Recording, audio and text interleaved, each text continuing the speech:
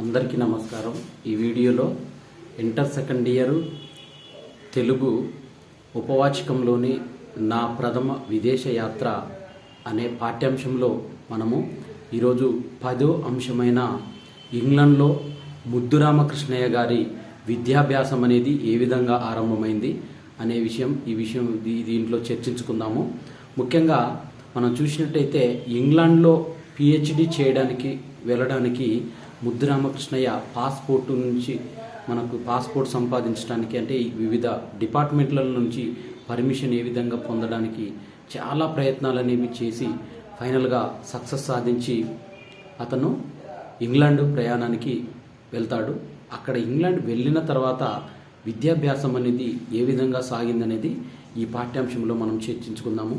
దీంట్లో 10వ అంశమైన ఇంగ్లాండ్లో నా విద్యాభ్యాసానారంభము. ఇంగ్లాండ్లో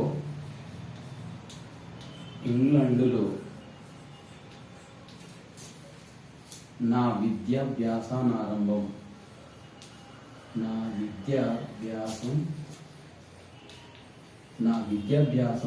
ఆరంభం అని అతను తన డైరీలో రాసుకున్న అంశాలనే మనకు ముద్దురామకృష్ణయ్య మనకు డైరీలో ఏవైతే అంశాలు రాసుకున్నాడో ఆ డైరీ మొత్తాన్ని కూడా అతను మనకు నా ప్రథమ విదేశ యాత్ర అనే పేరుతోని అచ్చైంది. ఆ ప్రథమ విదేశ యాత్ర నుంచే మనకు ఈ పాఠ్యాంశం అనేది తీసుకోవడం జరిగింది. కాబట్టి మనం గత వీడియోలలో మొత్తం కూడా ఈ 9 భాగాలు మనము చర్చించుకుందాము. ఇక్కడ 10వ అంశమైన ఇంగ్లాండ్లో నా విద్యాభ్యాసం ఆరంభం, అతని విద్యాభ్యాసం అనేది ఏ విధంగా ఆరంభమైందని చూద్దాము. ఇక్కడ గ్రేట్ బ్రిటన్లో మేము దిగిన రేవు స్కాట్లాండ్ది. అంటే వీళ్ళు గ్రేట్ బ్రిటన్లో స్కాట్లాండ్ యొక్క ఓడరేవు దగ్గర దిగారు. అంటే ఆ రేవు నుండి ట్రైన్లో గ్లాస్గో పట్టణము చేరారు. అంటే వీరు స్కాట్లాండ్ తీరరేఖ అంటే పడవ ప్రయాణం కాబట్టి వీళ్ళు స్కాట్లాండ్ యొక్క తీర ప్రాంతానికి చేరి అక్కడి నుంచి గ్లాస్గోకి వీరు ట్రైన్లో వెళ్ళారు. ఆ ఒక ఇంట్లో ఆ రాత్రికి మా బస ఏర్పాటు చేసినారు. అంటే వీరు ఏవైతే గ్లాస్గో పట్టణం ఉందో స్కాట్లాండ్ నుంచి గ్లాస్గోకి ట్రైన్లో వెళ్ళారో అక్కడ గ్లాస్గోకి చేరుకున్న తర్వాత ఒక ఇంట్లో ఒక రాత్రి అక్కడ బస చేయడానికి వీరికి ఏర్పాట్లు చేశారంట. తర్వాత అది గవర్నమెంట్ వారి డార్మిటరీ కావచ్చు. అంటే ఆ రోజుల్లో డార్మిటరీ మనకి ఆ డార్మిటరీని గవర్నమెంట్ వాళ్ళు ఏర్పాటు చేసి ఉండవచ్చు అని చెప్తున్నాడు. భారతీయులందరము అక్కడే పడుకుంటిమి.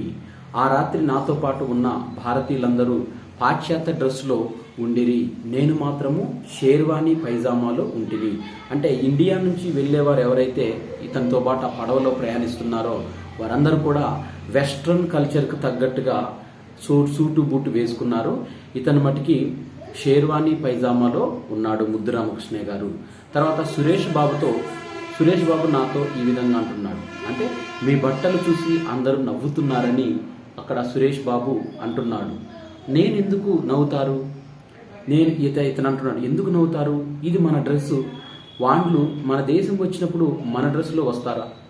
వాళ్ళ దేశంలో మన డ్రెస్సులో ఉండటం తప్ప ఊని బట్టలు లేవు అంటే బ్రిటిష్ వారు మన రక్తం తాగుతూనే ఉంటే మన గతి ఇంతకన్నా మంచిగా ఎట్లా ఉంటుంది? మనము వాళ్ళ చేష్టలను చూసి నవ్వినామా అని అంటిని. ఉదయం లేచి ఎడిన్బరో పట్టణానికి ట్రైన్లో బయలుదేరితే అంటే అతను అందరూ ఇది సురేష్ బాబు అనే అతను ఈ విధంగా అంటున్నాడు. ఇక్కడ పాశ్చాత్యులంతా నీ డ్రెస్ చూసి నవ్వుతున్నారని అన్నందుకు అంటే మన దేశ సంప్రదాయం ప్రకారం మనము ఈ షేర్వానీ పైజామా అనేది మనం ధరిస్తున్నాము. అదే ఇక్కడ బ్రిటన్ వారు మన ఇండియాకు వచ్చినప్పుడు వారు మన ఇండియా డ్రెస్సులు ధరించి వస్తారా అంటే రారు. కాబట్టి మనము మన సంస్కృతిని సంప్రదాయాలను గౌరవించుకోవటం మన వంతు అని ఇతను చెప్పగానే ఆ తర్వాత ఎడింబరో పట్టణానికి ట్రైన్లో ఎడింబరో అనే పట్టణానికి బయలుదేరారు. ఎడింబరో రైల్వే స్టేషన్ క్లాక్ రూమ్లో సామాను పెట్టితిమి. అంటే ఎడింబరో వెళ్ళిన తర్వాత అక్కడ ఒక క్లాక్ రూమ్లో సామాను పెట్టారు. తర్వాత భారతీయ విద్యార్థులు తమ స్థానాలకు వెళ్ళిరి. ఈ భారతీయ విద్యార్థులు ఎవరైతే ఎక్కడెక్కడైతే చదువుకోవడానికి వాళ్ళకి హాస్టల్స్ అవి కల్పిస్తారో అందరూ అక్కడికి వెళ్ళిపోయారు. నేను బొంబాయి చోర్ బజార్లో కొనుక్కున్న పాత బట్టలు బయటికి తీస్తిని, సూట్ తొడుక్కుంటుని, కొనేటప్పుడు తొడుక్కొని చూడలేదు, బొత్త పెద్దదిగా ఉండడం చేత జాకెట్ సరిపోలేదు. అంటే ఇతను చోర్ బజార్లో వస్తువులు అయితే ఏవైతే ముంబైలో కొన్నాడో అవి అక్కడ ఆయన ట్రయల్స్ వేసి చూసుకోలేదు కాబట్టి ఈయనకి ఉండడమే బొత్త కొంచెం పెద్దగా ఉండడం వల్ల, అంటే పొట్ట కొంచెం పెద్దగా లావుగా ఉండడం ద్వారా ఏదైతే పైన వేసుకునే జాకెట్ అనేది సరిపోలేదు, గుండీలు పట్టలేదు, నెక్ టై కట్టరాలేదు. ఇతనికి ఇక్కడ టై కట్టుకుందామని పాశ్చాత్య సంస్కృతి ప్రకారం టై కడదామని ట్రై చేస్తే ఇతనికి కట్టరాలేదు. అది వరకు ఎన్నడూ సూటు తొడుక్కొని నేను టై కట్టుకోలేదు. అంతా నాకు కొత్తగా ఉండే. ఎడింబరో స్టేషన్ నుండి ఎడింబరో యూనివర్సిటీ రిజిస్ట్రార్ ఆఫీస్కు బయలుదేరుతుంది. అంటే railway station, Edinburgh railway station నుంచి మళ్ళీ ఎడింబరో యూనివర్సిటీకి వెళ్ళాడు. నేను గ్రేట్ బ్రిటన్ చేరే నాటికి టీచర్గా చేసి 11 ఏళ్ళు అయిపోయింది. అంటే అప్పటికే 11 years టీచింగ్ ఎక్స్పీరియన్స్ కలిగి ఉన్నాడు గ్రేట్ బ్రిటన్ వెళ్లే నాటికి. స్కూల్లో పెద్ద తరగతులకు ఇంగ్లీష్ చెప్పుచుంటుని. నన్ను అందరూ ఇంగ్లీష్ మాస్టర్ అనేవారు. కానీ నేను ఎన్నడూ ఇంగ్లీష్ మాతృభాష వారితో మాట్లాడి ఉండలేదు. వారి ఉచ్చారణ మరియు నిత్య వ్యవహారిక శబ్దాలు సరిగా తెలియవు. అంటే ఇతను బేసికల్గా ఇంగ్లీష్ టీచర్ కాబట్టి, అంటే పిల్లలకు, హై స్కూల్ విద్యార్థులకు ఇతను ఇంగ్లీష్లో బోధిస్తున్నాడు తప్ప ప్రత్యక్షంగా ఇంగ్లీషు మాతృభాష కలిగి ఉన్న వారితోని ఇంతవరకు మాట్లాడలేదు. కాబట్టి యూనివర్సిటీ రిజిస్ట్రార్ వేరే ఆఫీస్ ఉండదు. అంటే వీరికి ఏవైతే వ్యవహారిక శబ్దాలు ఉంటాయనేవి అప్పటికి ఈ ముద్దురామకృష్ణయ్య గారికి సరిగా తెలియదంట. అయితే యూనివర్సిటీ రిజిస్ట్రార్కు వెళ్ళే వేరే ఆఫీస్ ఉన్నది. యూనివర్సిటీ ఆవరణలో ఒక బిల్డింగ్లో వారి ఆఫీస్ ఉన్నది.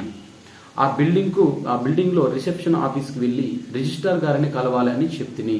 వారు టెలిఫోన్ చేసి రిజిస్ట్రార్ గారి ఆజ్ఞ తీసుకొని నన్ను ఫ్లోర్ నంబర్, గది నంబర్ చెప్పి, ఫ్లోర్ నెంబరు, గది నెంబరు ఈ 2 చెప్పి పంపారు. నేను వెళ్ళేసరికి గది తలుపు పెట్టి ఉండే కనుక క్రిందికి వచ్చి రిజిస్ట్రార్ గారు లేరని చెప్తిని. బయటికి వెళ్ళినారేమో, వస్తారు కూర్చోండి అని చూపెట్టి కూర్చోబెట్టినారు. అయితే ఇతను ఆ యూనివర్సిటీకి వెళ్ళిన తర్వాత రిజిస్ట్రార్ ఆఫీసు ఏ ఫ్లోర్లో అయితే ఉంటుందో ఆ ఫ్లోర్ నెంబరు, ఏ గది ఉంటుందో ఆ గది నెంబరు మొత్తము చెప్తే ఇతను వెళ్ళే లోపల ఆ మొత్తం డోర్స్ వేసి ఉంటే అక్కడ రిజిస్ట్రార్ గారు లేరేమని మళ్ళీ అక్కడ రిసెప్షన్ కౌంటర్లో చెప్తే, ఒకవేళ రిజిస్ట్రార్ గారు బయటికి వెళ్ళి ఉంటారేమో, వచ్చే వరకు ఇక్కడ వెయిట్ చేయండి అని ఒక కుర్చీ ఇచ్చి అక్కడ కూర్చోబెట్టారు. తర్వాత అయితే రిజిస్ట్రార్ గారు లోపలే ఉన్నారు. వారు నాతో చేయి కలిపి కూర్చోబెట్టి మొదట ఫోన్ వచ్చి చాలాసేపు అయింది. అయితే మీరు మీ కొరకు వేచి ఉన్నారు. రిజిస్ట్రార్ గారు లంచ్ తర్వాత 2 గంటలకు కలవమన్నారు. అలాగే నేను మళ్ళీ 2 గంటలకు అంటే 2 PM వెళ్ళి కలిశాను. అంటే రిజిస్ట్రార్ గారు చెప్తున్నారు, అంటే ఎన్ని గంటలకు అంటే ఇతనితో ఫోన్ మాట్లాడిన తర్వాత ఫస్ట్ ఫోన్ చేసి వెళ్ళాడు కాబట్టి ఫోన్ చేసిన తర్వాత ఆ గదిలోనే ఉన్నాడు, రెస్ట్ తీసుకుంటున్నాడు. అయితే PhDలో అడ్మిషన్ ఇవ్వమని నేను పంపిన టెలిగ్రామ్ తీసి టేబుల్పై పెట్టినారు. ఇది ఎక్కడ మనవాడు పంపించిన ఆ టెలిగ్రామ్ అనేది ఆ వెళ్ళే లోపల ఆ రిజిస్ట్రార్ గారి టేబుల్ పైనే ఉన్నది. వారు నాతో, మీ హైదరాబాద్ విద్యార్థులకు ఇక్కడ మీ హైదరాబాద్ గవర్నమెంట్ నుండి గార్డియన్ ఉన్నాడు కదా, వారితో మీరు కలవండి. ఇంతలో నేను డీన్ ఆఫ్ ఎడ్యుకేషన్ డిపార్ట్మెంట్తో మీ విషయం వివరించుతాను అన్నాడు. అంటే ఇక్కడ హైదరాబాద్ నుంచి వచ్చిన విద్యార్థులందరికీ కూడా ఇక్కడ ఒక గార్డియన్ ఉన్నాడు. అంటే హైదరాబాద్ రీజియన్ నుంచి వచ్చిన ఎవరైతే విద్యార్థులు ఉంటారో వారందరికీ కూడా వారి బాగోగులు చూసుకోవడానికి ఒక గార్డియన్ అనేవారు ఉన్నారు. కాబట్టి ఇక్కడ వారితో నేను విషయం చర్చిస్తాను మీరు అని చెప్పి వారిని అక్కడే ఉంచి విచారించారు. తర్వాత మంచిది, నాకు ఉండడానికి చౌకగా బస ఏర్పాటు చేశారు. అంటే ఇక్కడ ఈ ముద్దురామకృష్ణయ్యకు ఉండడానికి మంచి బస చేయించమని మనవి చేశాడు. ఈ ముద్దురామకృష్ణయ్య అతన్ని బస చేయించమని అడిగాడు. అప్పుడు అందుకు వారు టెలిఫోన్ కూడా ఇక్కడ చేసి కోబర్న్ హోటల్ LM&S రైల్వే స్టేషన్కు దగ్గరగా ఉన్నది. అక్కడ ఒక గది మీ కొరకు బెడ్ అండ్ బ్రేక్ఫాస్ట్ పద్ధతి పైన రిజర్వ్ చేయించినాను, వెళ్ళండి అని అన్నాడు రిజిస్ట్రార్ గారు. నేను స్టేషన్ దగ్గర చూస్తే కోబర్న్ హోటల్ ఎక్కడా కనబడలేదు. కానీ అక్కడ కాక్బర్న్ హోటల్ ఉన్నది. మళ్ళీ రిజిస్ట్రార్ గారిని కలిసి చెప్తిని. వారు అదే హోటల్ అనేది కోబర్న్ అని ఉచ్చరించుతారు. దీనివల్ల మరికొన్ని గంటలు మళ్ళా పాడు అయినవి. సూర్యాస్తమయానికి సామాన్తో సహా హోటల్ నందు ప్రవేశించి తిని. అంటే ఇక్కడ వాళ్ళ సంస్కృతి, వాళ్ళ పద ఉచ్చారణ ఏ విధంగా ఉంటుందనేది ఇతను తెలుసుకున్నాడు. ఎన్నడూ బ్రిటిష్ జీవితం చూడని వానికి ఆ హోటల్ ఒక రాజమహల్ లాగా కనపడెను.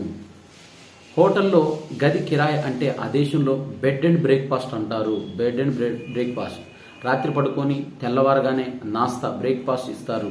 దానికి వారు రోజు 11 షిల్లింగులు ఛార్జ్ చేస్తారు. పైసలు వేరే ఇస్తే మధ్యాహ్నం రాత్రి భోజనం కూడా పెడతారు. నేను రాత్రి భోజనం చేసి పరమాత్మకి కృతజ్ఞతావందనం చేసి హాయిగా నిద్రించి తిని ఒక ధనికునిలాగా. అంటే ఆ రోజు ఇతను ఆ పూజా కార్యక్రమాలు అయితే ఏవైతే చేసుకుంటాడో ఇంటి దగ్గర సేమ్ అవే పూజా కార్యక్రమాలు ఆ హోటల్ గదిలో కూడా చేసుకొని ప్రశాంతంగా తిని హాయిగా దొరలాగా నిద్రపోయాడు, ధనికుల్లాగా. నాకు అంత కొత్తగా ఉండెను. ఈ ఖర్చు నాకు చాలా అనిపించింది. పట్టణంలో పేయింగ్ గెస్ట్గా ఒకరింట్లో ఉన్నాను. ఇక్కడ బ్రెడ్ అండ్ బ్రేక్ఫాస్ట్ వారానికి 30 షిల్లింగ్లు, అది కూడా ఎక్కువ అని, ఇంతకన్నా చీపర్గా ఎక్కడైనా దొరుకుతుందా అని అడుగుచుంటిని. ఒక పడుచుపిల్ల కలోనియల్ సెంటర్ పత్తా ఇచ్చింది. అక్కడ కలోనియల్ అనే ఒక సెంటర్ ఉంటే ఆ కలోనియల్ సెంటర్ పత్తా అంటే ఇతనికి ఇచ్చింది. అక్కడ బ్రెడ్ అండ్ బ్రేక్ఫాస్ట్ వారానికి 5-6 షిల్లింగ్లే. అంటే ఈ హోటల్ కంటే బయట చాలా తక్కువగా ఉందని తెలుసుకున్నాడు. కనుక నేను అక్కడికి మారిదిని. అక్కడ నీగ్రోలందరినీ వేరేగా ఉంచేవారు. అంటే బ్లాక్ కలర్స్ ఎవరైతే ఉంటారో ఇక్కడ నీగ్రోలు అని అంటారు. కాబట్టి వారందరూ కూడా ఒక ప్రదేశంలో ఉంటున్నారు. వారి బస మరియు భోజన ఏర్పాటు బ్రిటిష్ గవర్నమెంట్ వైపు నుండి చాలా చౌకగా కలోనియల్ డిపార్ట్మెంటు నడుపుచుండేది. ఈ విధంగా సామాన్యంగా నీగ్రోలను తెల్లవారి హోటల్కు రానివ్వకపోయేవారు. ఇండ్లు కూడా దొరికేవి కావు. కానీ కొన్ని హోటళ్ళు వారిని రానిచ్చేవారు. వారిని బ్లాకీ, కలర్డ్, డార్కీ అనేవారు. బ్లాకీ, కలర్డ్, డార్కీ అనే పేర్లతో వారిని పిలిచేవారు. భారతీయులను కూడా బార్లీ, డార్టికల్టర్ అనేవారు. బ్లాకీ, డార్కీ, కలర్డ్, బ్లాకీ, డార్కీ, కలర్డ్ అనే. ఇండియన్స్ కూడా నీగ్రోలనేమో బ్లాకీ, కలర్డ్, డార్కీ అని పిలిచేవారు. అదే మన ఇండియన్స్ ఎవరైతే ఉన్నారో ఆ ఇండియన్స్ని కూడా బ్లాకీ, డార్కీ, కలర్డ్ అనేవారు. నన్ను కూడా కొందరు బ్లాకీ, డార్కీ అని పిలిచేవారు. ఆ సెంటర్లో చాలామంది పనిచేస్తూ కరస్పాండెంట్ కోర్సెస్ ద్వారా చదువుకునేవారు. అయితే వారికి నేను లెక్కలు, ఇంగ్లీషు చెప్పుచుండేవాడిని. కనుక నాకు బసకు, తిండికి డబ్బు తీసుకునేవారు కాదు. అంటే అక్కడ కరస్పాండెంట్ కోర్సులో ఎవరైతే చదువుతున్నారో అక్కడ వారికి ఇతను లెక్కలు అలాగే ఇంగ్లీషు బోధించడం ద్వారా ఇతన్ని ఫీజు కింద, వారు ఎలాగో చదువు పొందుతున్నారు కాబట్టి ఫీజు కింద ఇతన్ని ఏమీ అడిగేవారు కాదు. అదేవిధంగా క్రిస్టీ అనేవాడు ఒకడు అందులో ఉండెను. క్రిస్టీ అనే పేరుతో ఒకడు ఉన్నాడు అందులో. ఈ విధంగా అన్నట్టు యూనివర్సిటీ వారు నీవు చాలా ఆలస్యంగా వచ్చినావు, నీకు పిహెచ్డిలో బీఈడిలో కానీ దాఖలా దొరకదు, చాలా చింతిస్తున్నామని కొన్ని దినాలు అయిన తర్వాత చెప్పినారు. అంటే అక్కడికి వెళ్ళిన తర్వాత ఈ పిహెచ్డి కానీ బీఈడికి కానీ నీకు ఇక్కడ అడ్మిషన్ అనేది దొరకదు, నువ్వు లేటుగా వచ్చావు కాబట్టి నీకు దొరకదని చాలా రోజుల తర్వాత చెప్పారు. హైదరాబాద్ విద్యార్థులు గార్డియన్ గారిని కలిపితే వారు ఇప్పుడు మీకు గార్డియన్గా లేను అని చెప్పినారు. పంజాబ్లో పుట్టిన ఒక స్కాటిష్ డాక్టర్ గారి పత్తా తెలిస్తే, పత్తా అంటే ఇక్కడ అడ్రస్ అని అర్థం, పత్తా తెలిస్తే వెళ్ళినాను. వారు చాలా ప్రేమగా మాట్లాడినారు. కానీ అడ్మిషన్ విషయంలో ఎవరు ఏమీ చేయలేకపోయినారు. నా సంతోషం పైన నీళ్లు పడ్డవి. అయినా దేవునికి ఇదే నచ్చిందేమో అనుకొని లీడ్స్ యూనివర్సిటీలో ప్రయత్నం చేస్తా అని దేవుని పైన భారం వేసి లీడ్స్ పట్టణం బయలుదేరితిని. అంటే ఆ విధంగా లీడ్స్ అనే పట్టణానికి ఇతను బయలుదేరాడు. మా ట్రైన్ లీడ్స్ పట్టణం చేరేసరికి రాత్రి అయ్యింది. ఆ విధంగా ఇతను లీడ్స్ అనే పట్టణానికి చేరాడు. ఇక్కడ లీడ్స్ పట్టణంలో మిడ్లాండ్లో ఇంగ్లాండ్లో ఉన్నది. ఇక ఇండస్ట్రియల్ పట్టణం, ఇది ఒక ఇండస్ట్రియల్ పట్టణము. ఆ లీడ్స్ అనేది ఇండస్ట్రియల్ పట్టణము. సామాను క్లాక్ రూమ్లో పెట్టి ఆ పత్తా పైన వెళ్ళినాను. ఒకరు లేదన్నారు, ఇంకొకరు ఆ రాత్రికి గది ఇచ్చినారు. ల్యాండ్ లేడీ ఆ రాత్రి భోజనం పెట్టింది. ఇంటి యజమాని స్త్రీని ల్యాండ్ లేడీ అని అంటారు అక్కడ.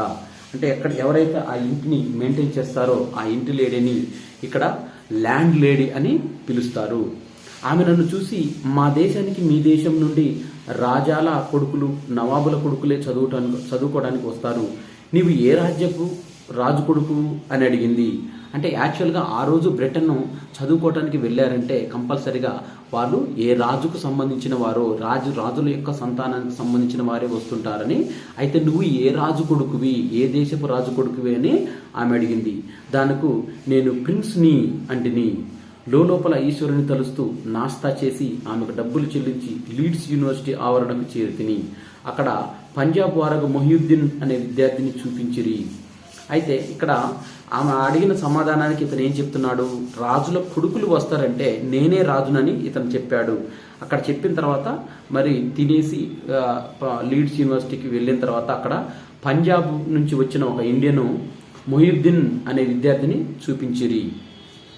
అయితే ఆ చాలా కాలం నుంచి లీడ్స్లో చదువుకుంటున్నాడు, చాలా ధనికుల పిల్లడు, ఫెయిల్ అవుతూనే పైకి వెళ్తున్నాడు కనుక చాలా ఏళ్ళు అతనికి పట్టింది. చాలా మంచివాడు. నన్ను తను ఉంటున్న ఇంటికి తీసుకుపోయి ఫస్ట్ ఫ్లోర్ పైన ఒక గది, room with service, without breakfast ఇప్పించినాడు.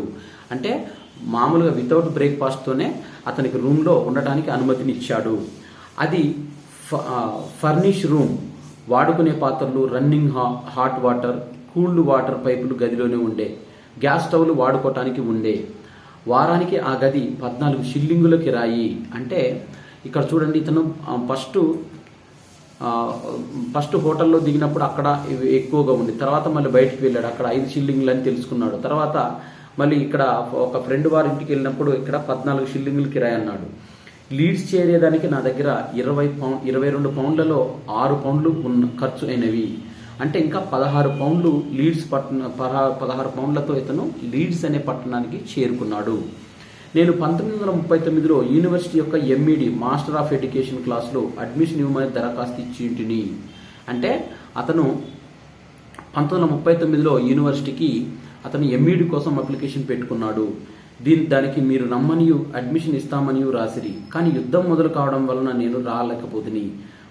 యుద్ధం మొదలైన తర్వాత సివిలియన్లకు తోలుకొని వచ్చిన వెంటనే మొదటి నౌక మాదే. సివిలియన్లు అంటే యుద్ధం పూర్తయిన తర్వాత ఒక సివిలియన్ పౌరులు ఎవరైతే వస్తారో ఆ సివిలియన్ పౌరుల కోసం వచ్చిన మొట్టమొదటి నౌక మాదే. ఆ నౌకలోనే వచ్చాను. మా నౌక యుద్ధం వలన తొందరగా చేరలేదు. చేరేసరికి నవంబర్ అయింది. నేను హైదరాబాద్ గవర్నమెంట్ టీచర్ను.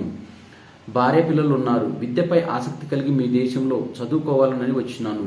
నాకు మీరు అడ్మిషన్ ఇవ్వకపోతే నా జీవితము మరియు భవిష్యత్తు చెడిపోతుందని వ్రాసి దరఖాస్తు ఇచ్చింది. అంటే నేను హైదరాబాద్ అనే రాజ్యం నుంచి వచ్చాను.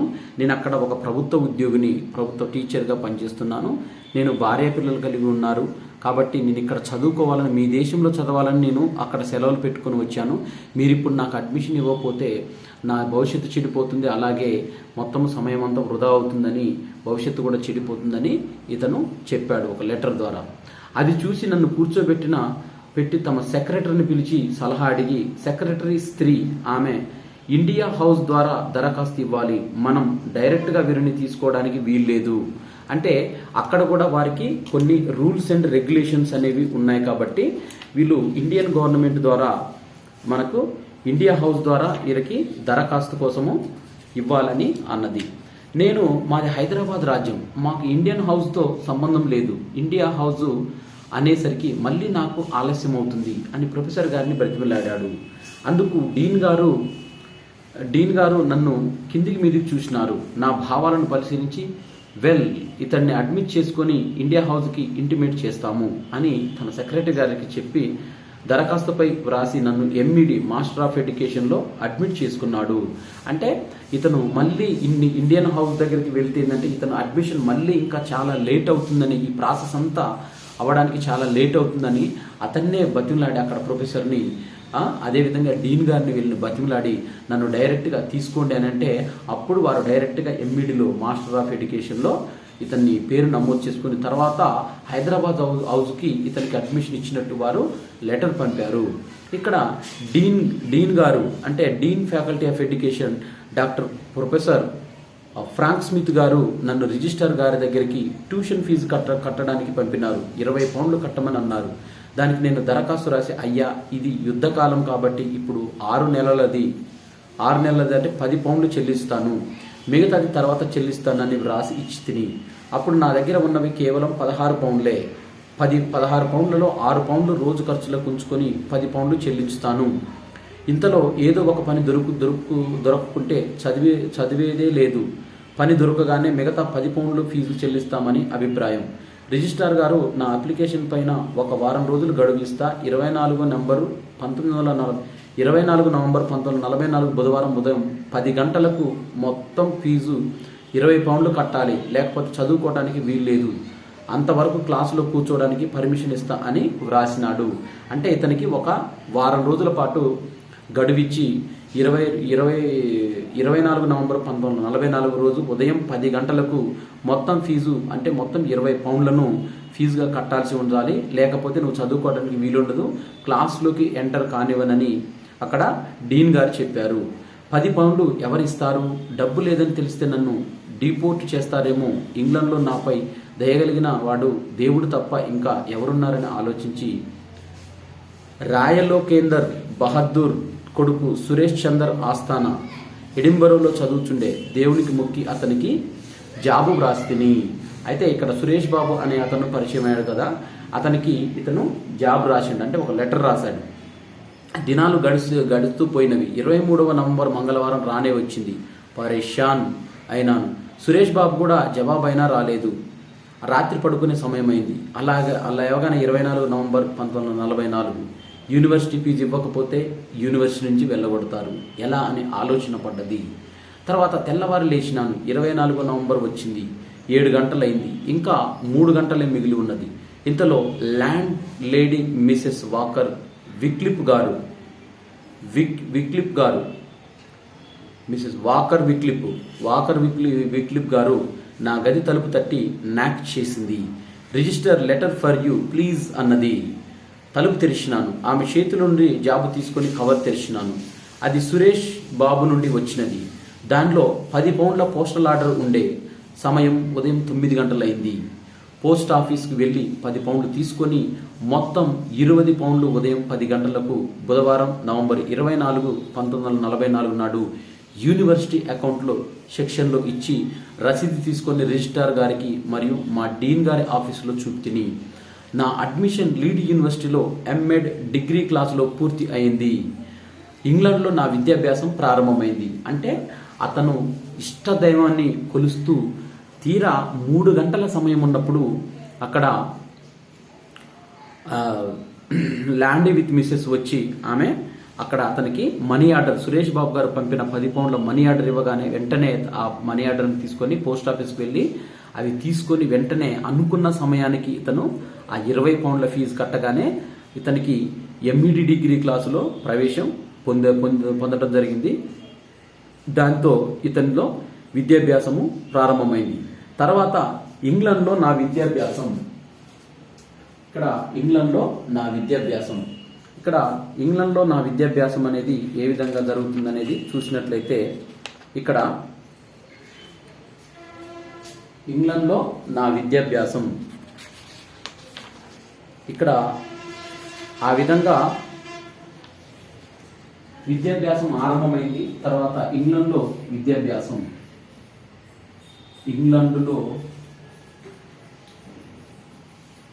నా విద్యాభ్యాసం ఈ విధంగా ఇంగ్లాండ్లో అతనికి విద్యాభ్యాసం ప్రారంభమైంది. అంటే ప్రొఫెసర్ ట్రాంక్ స్మిత్ గారు నన్ను ఎంఎడ్లో షరీక్ చేసుకున్నారు. మ్యాథ్స్ తీసుకుంటావా, సైకాలజీ తీసుకుంటావా అని, లేక హిస్టరీ తీసుకుంటావా అని అడిగిరి. నేను హిస్టరీ ఆఫ్ ఎడ్యుకేషన్, విద్యా చరిత్ర తీసుకుంటానని అన్నాడు. అంటే ఇతనికి మ్యాథ్స్, సైకాలజీ, అదేవిధంగా హిస్టరీ తీసుకుంటావా అని అడిగినప్పుడు ఇతను హిస్టరీ ఆఫ్ ఎడ్యుకేషన్ అంటే విద్య యొక్క చరిత్ర అనే అంశాన్ని తీసుకుంటానని అన్నాడు. అందుకు అనేక టాపిక్స్ సబ్జెక్ట్ చేసి తుదకు మేమిద్దరము history of education in Nizam రాజ్యంలో విద్యా చరిత్ర, history of education in HEH the Nizam state అనే టాపిక్ను ఏకీభవించితిమి. అంటే నిజాం యొక్క పరిపాలన ఎంతవరకు మేరకు ఉందో ఆ నిజాం యొక్క పరిపాలనలో అక్కడ విద్యా వ్యవస్థ ఏ విధంగా ఉంది, ఆ విద్యా వ్యవస్థ యొక్క చరిత్ర ఏంటిదనేది ఆ టాపిక్ను సెలెక్ట్ చేసుకుని అప్పుడు వారు ప్రతిదినం 1 గంట లేదా 2 గంటల క్లాస్ తీసుకునేవారు. హై టాపిక్ అయిన 60,000 శతాబ్దాలతో చరిత్ర రాయాలని చెప్పిరి. అంటే నువ్వు పెద్ద చరిత్ర కలిగిన అంశాన్ని తీసుకున్నావు కాబట్టి దీనికి రోజు దానికి సంబంధించిన 60,000 శబ్దాలతో చరిత్రకు సంబంధించిన పదాలన్నీ రాయాలని చెప్పాడు.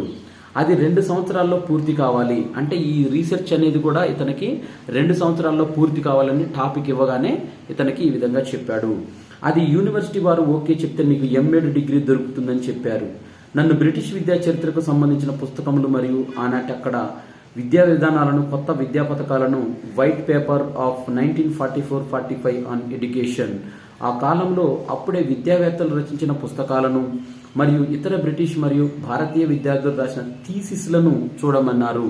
అంటే ఇతను రీసెర్చ్కి సంబంధించిన బ్రిటిష్ విద్యార్థులు ఎవరైతే వివిధ రీసెర్చ్ పేపర్స్ రాశారో వాటన్నిటిని చూడమని సలహా ఇచ్చారు. వాటిని లైబ్రరీలో మరియు ఇంట్లో చదివి ప్రతిదినం వారి దగ్గరికి వెళ్ళి నోటు చేసిన పాయింట్ల పైన డిస్కస్ చేసేవారము.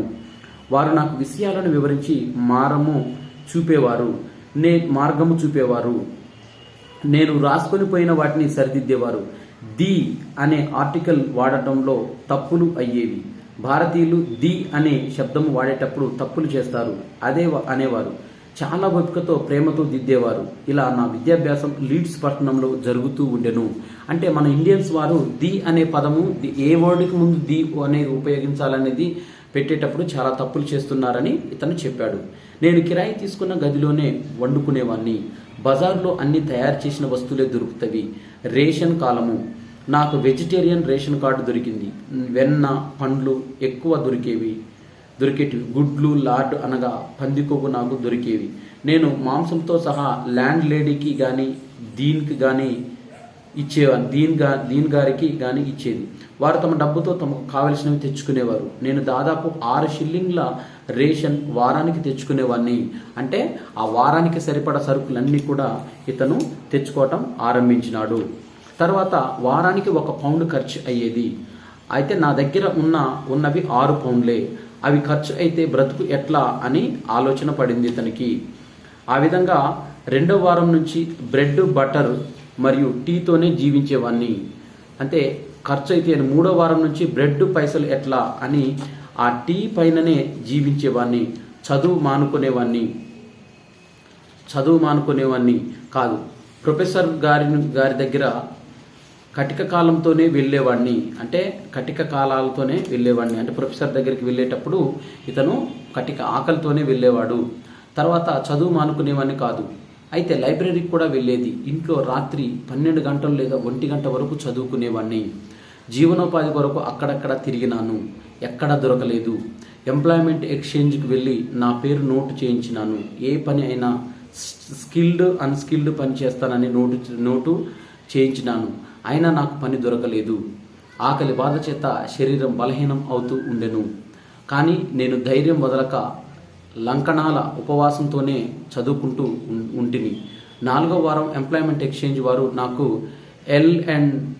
LM&S రైల్వే స్టేషన్లో పోర్టర్ హమాలి పని ఇప్పించారు.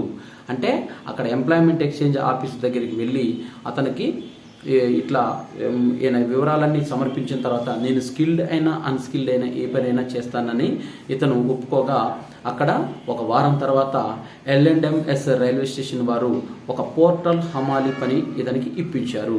ఆ రోజులు క్రిస్మస్ పండుగ దినాలు కాబట్టి ప్రజలు తమ బంధువులకు, స్నేహితులకు పార్సిళ్లు పంపుతూ ఉండేవారు. ఎమర్జెన్సీలో టెంపరీగా కొందరు పోర్టర్ను తీసుకున్నారు. అందులో నాకు కూడా పని దొరికినది. వారానికి 4 పౌండ్లు 10 షిల్లింగ్లు, వాటి విలువ మన రూపాయల్లో 81 రూపాయలు, దాదాపు నెలకు 360 జీతం. నాకు స్టేషన్లో పోర్టర్లు పెట్టుకునే క్యాప్ ఇచ్చినారు. డ్యూటీ సమయము పగలు 2 గంటల నుంచి రాత్రి 10 గంటల వరకు. అంటే పగలు 2 గంటల నుంచి రాత్రి 10 గంటల వరకు ఇతనికి డ్యూటీ లభించింది.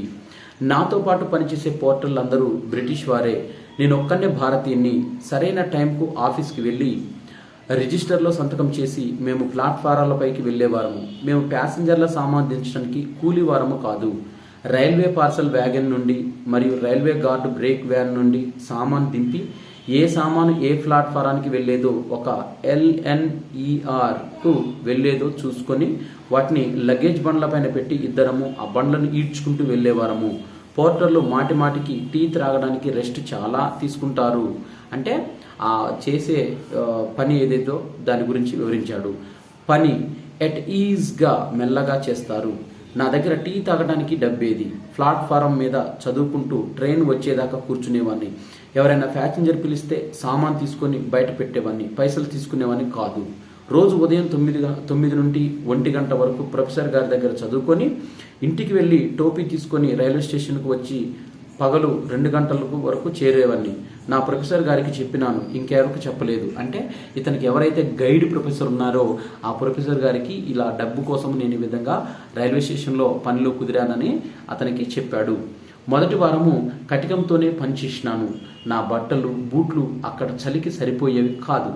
వారంలో జీతం ఇచ్చే దినం రాగానే అందరం ఉదయం నుంచే పేడే పేడే అని మురిసేవారము. నాకు మొదటి జీతం రైల్వే వారు ఇవ్వగానే పోస్ట్ ఆఫీస్కి వెళ్ళి సేవింగ్స్ బ్యాంకులో 3 పౌండ్ల 10 షిల్లింగులు జమ చేసినాను. మిగతా 1 పౌండ్తో వారం గడిపినాను. 2 వారాలు రైల్వే పోర్టల్గా పనిచేసిన తర్వాత ఆ పని పోయింది. ఇన్ కాంటాక్ట్ ఆఫీస్లో నకలు కాపీ చేసే పని దొరికింది. వారానికి 4 పౌండ్లు 5 షిల్లింగులు. నాకు ప్రింటెడ్ ఇంగ్లీష్ చదవడం అలవాటు, కానీ ఇంగ్లీష్ వారు రాసిన చేతి రాష్ట్రం చదివే అలవాటు అది వరకు లేదు. అంతేగాక బ్రిటిష్ వారి పేర్లతో కూడా పరిచయం లేదు. కాబట్టి వ్రాసిన అక్షరాలు సరిగా తెలియక పేర్లని తప్పులు వ్రాసినాను. దానితో నా నౌకరి పోయింది. అంటే ఇతనికి ప్రింటెడ్ అక్షరాలు అయితే చాలా మంచిగా చదువుతాడు, కానీ ఆ హ్యాండ్ రైటింగ్తో రాసిన అవి సరిగా అర్థం చేసుకో రావడం రాక అక్కడ పేర్లన్నీ కూడా తప్పుగా రాయడం ద్వారా ఇతన్ని ఏం చేశారు, ఆ నౌకరి నుంచి తీసివేశారు. వారానికి 1 పౌండ్ ఖర్చు చేస్తూ వృధా ఖర్చులు చేయకుండా అవసరమైన కాగితాలు మొదలగునవి కొనుక్కుంటూ చదువుకుంటూ ఉండేవాడిని. మళ్ళా ఎక్కడ పని దొరకలేదు. ఉన్న డబ్బు ఖర్చు అవుతూ వచ్చింది. ఇలా కొద్ది దినాలకి అన్నీ అయిపోతామనే భయం పట్టింది. పని దొరికే ఆశ మందగించింది. అన్నం లేక శరీరంలో బలహీనత పెరిగింది. అప్పుడు బ్రతకనని నాకు తోచింది. కానీ లీడ్స్లో చనిపోతే అన్నం లేకుండా చచ్చినాడనే పాడు పేరు వస్తుంది. లండన్ వెళితే అక్కడ జర్మన్ బాంబులు పడుతున్నవి. లండన్లో వెళితే బాంబులతో చావాలి. డబ్బు లేకుండా వచ్చి చచ్చినవాడు ఈ మూర్ఖుడు అనే అపకీర్తి కంటే బాంబులు పడి చచ్చినాడంటే కాస్త జాలి పడతారు. అంటే ఇక్కడ లీడ్స్లో అంటే ఇతను ఒకవేళ లీడ్స్లో చనిపోతే అన్నం దొరక్క చనిపోయాడని అపకీర్తి వస్తుంది. అదే ఒకవేళ లండన్కి వెళ్ళి అక్కడే ఒకవేళ చనిపోతున్నట్లయితే ఒకవేళ ఏదైనా బాంబు పడి చనిపోయాడు అంటే యుద్ధంలో మరణించాడని ఉంటాడని అతను అనుకున్నాడు. లండన్ ప్రపంచంలోకెల్లా పెద్ద పట్టణము. అక్కడ ఖర్చులు చాలా కావచ్చు, జీవితంలో ప్రియం కావచ్చు. లండన్ వారు కలోనియల్ సెంటర్లు ఉండే. నేను ఒక కార్డు పైన కలోనియల్ సెంటర్ అని రాసి అయ్యా నేను భారతదేశం నుండి ఎడ్యుకేషన్లో రీసెర్చ్ చేయడానికి లీడ్స్ వచ్చినాను. ఇక్కడ ఎంఎడ్లో ఉన్నాను. లండన్లోని ఇండియా ఆఫీస్ మరియు ఇండియా హౌస్లోని లైబ్రరీలోని పుస్తకాలు చదవడానికి లండన్ రావాల్సి ఉన్నది. మీరు దయచేసి నాకు మీ సెంటర్లో కొన్ని దినాలకు బస ఏర్పాటు చేయాలని మనవి చేయుచున్నాను. దయచేసి తొందరగా జాబ్ ఇవ్వండి అని రాసి ముట్టుతుందో లేదో అని సందేహంతోనే పోస్టులో వేసినాను. అడ్రస్ సరిగా లేకపోవడం వలన ముట్టుతుందనే నమ్మకం నాకు లేకుండేను. వారం దినాల్లో నాకు ఎక్స్ప్రెస్ వైర్ లండన్ నుండి వచ్చింది. మీ కొరకు చోటు రిజర్వ్ చేసినాము, రావాల్సిందని జవాబు వచ్చింది.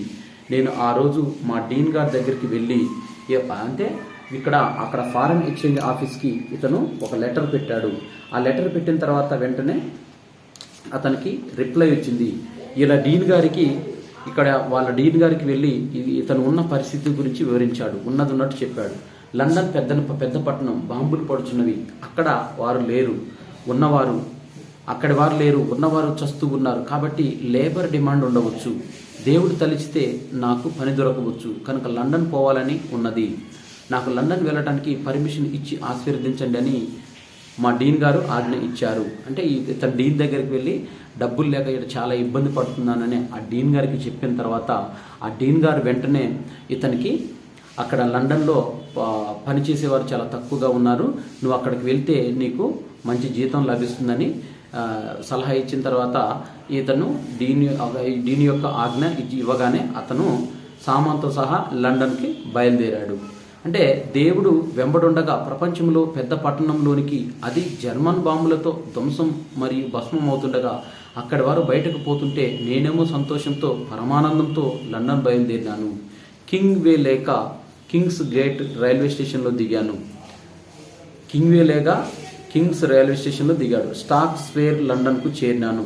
హాస్టల్ వార్డెన్ ఒక బెడ్ మరియు అదేవిధంగా ఒక కబోర్డ్ ఇచ్చినాడు. అంటే అక్కడ ఇతను లండన్ రైల్వే స్టేషన్లో దిగగానే ఇక్కడ ఏమైందంటే అతనికి ఒక కబోర్డ్ ఇచ్చారు, ఒక గది ఇచ్చి, అదే వారానికి బెడ్ అండ్ బ్రేక్ఫాస్ట్కు 8 షిల్లింగులు అంటే కిరాయి మొదలే చెల్లించి ఆ సాయంత్రానికి ప్రవేశించినాను. ఇండియా ఆఫీస్ లైబ్రరీకి వెళ్ళి నాకు కావలసిన పుస్తకాలు ఏవేవి ఉన్నావో చూసినాను. అంటే అక్కడ ఆ హోటల్లో జాయిన్ కాగానే వెంటనే ఇండియన్ ఆఫీసు, అక్కడ ఇండియన్ ఆఫీస్ ఒకటి ఉంది. ఆ ఇండియన్ ఆఫీస్ లైబ్రరీకి వెళ్ళి ఇతనికి ఏవైతే బుక్స్ కావాలో ఆ కావాల్సిన పుస్తకాలన్నింటినీ కూడా అతను వెంటనే తెచ్చుకున్నాడు. ఆ రోజు ఇండియా హౌస్ లైబ్రరీలో 9 AM నుండి 5 PM వరకు పుస్తకాలు చదువుతూ కావలసిన నోట్స్ రాసుకునేవాడిని.